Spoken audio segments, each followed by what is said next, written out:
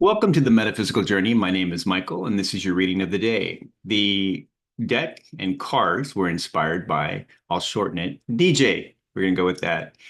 And the deck I was drawn to is the Practical Tarot by Lisa Kessler. And the first card that came out is the Four of Pentacles. Now, this is often referred to as the miser card because in Rider-Waite, you have a person sitting there in a chair and they have their pentacles and they're holding on tight. Not going to let them go. They're very proud of them and they've worked hard for them and they are monitoring them closely, very guarded on that.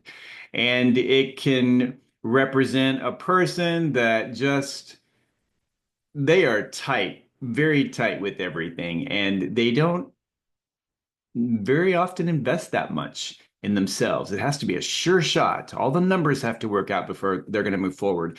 In this card, it's different though. You see this lady standing there and she's holding her little bag of pentacles. And pentacles represent it's our material things, it's the tangible stuff. It also represents our personal security, the things that we have and work toward that make us feel safe. Those things that allow us to go to bed at night and not worry about where the next meal is coming from and not be concerned about how the next house payment's going to be paid. It's just that personal comfort and security. And this is what fuels our society today. Everything is money. We work hard to have the things that we have, all that material stuff, because it also represents who we are as a person, how we project ourselves forward. Now, when I pulled this card, I also heard a song that just flowed right into my head. And it's an old one by Janet Jackson. And the song is, "What Have You Done For Me Lately?" This can go two ways. This can be this could be that you are you're looking at your life. You are. And you're sizing everything up. You're taking inventory and stock of your life. And you're asking yourself, okay, I've done all of these things for these people, but what have they done for me? What am I getting back in return? Is it really worth my investment in time? And it's not making me very happy. Do I want to continue doing that? Or you could also be thinking, I have been putting so much of my life toward this particular whatever it is, relationship, job, career, whatever it is. You've been putting so much into that. And now you're realizing, I'm not happy. Was it worth it? What am I doing? Am I investing wisely here in whatever I'm pursuing? That's a hard place to be in. In this card, you'll also notice that she's holding the bag over her heart. So it's kind of over the heart chakra and also the solar plexus chakra. And those two, I had to look these up. The solar plexus represents personal power and control, and the heart chakra represents forgiveness and compassion. Those are the key areas of those two things. So that's all coming together right here for her. She's thinking about the things that she's been in control over. She's guarded that really tightly. I have control.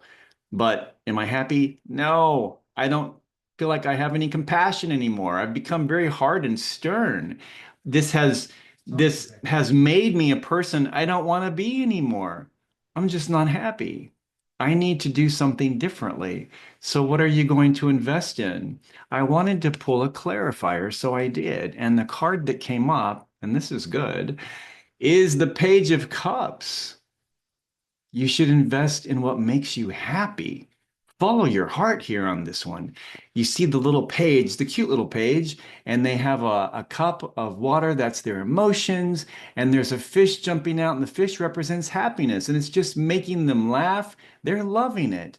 So, what you want to invest in right now is you, your happiness, not everyone else's, yours.